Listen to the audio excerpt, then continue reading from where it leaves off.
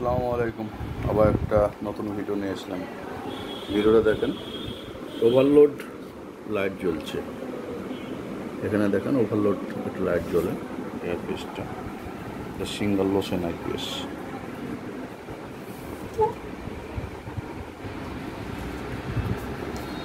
তো ওভারলোডটা বাড়িতে বসতে সারা যায়, তবে আরেকটা বিষয় আছে এখানে,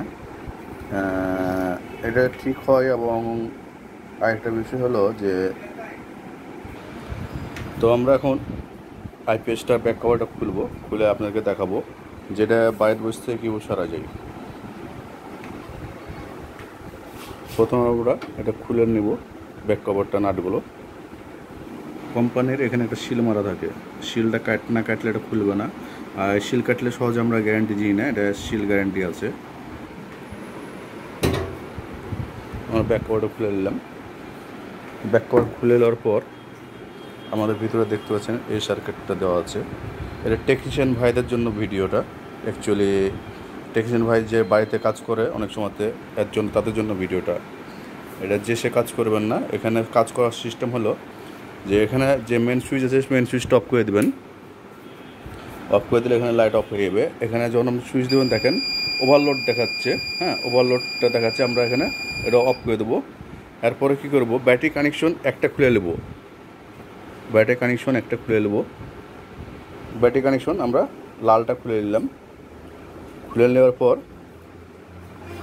স্ক্রুড্রাইভার দিয়ে যে কালো যেটা দেখছেন, এটার নাম হলো রিলে। এই রিলেটা শর্ট হয়ে গেছে। রিলেটা চেঞ্জ করে দিলে ভালো হয়, তবে চেঞ্জ না করলেও চলে। রিলেটাকে ঠোকা দিতে হবে, আস্তে আস্তে ঠোকা দিতে হবে রিলেটাকে। ঠোকা দেওয়ার পর এখন আমি চালু করে দেখাচ্ছি আবার।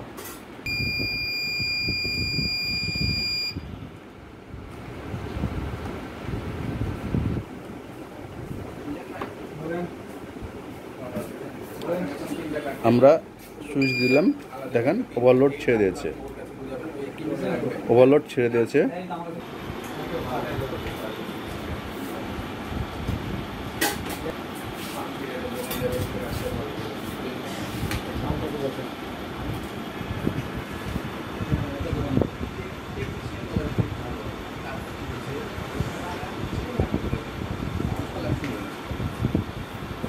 আসসালামু আলাইকুম।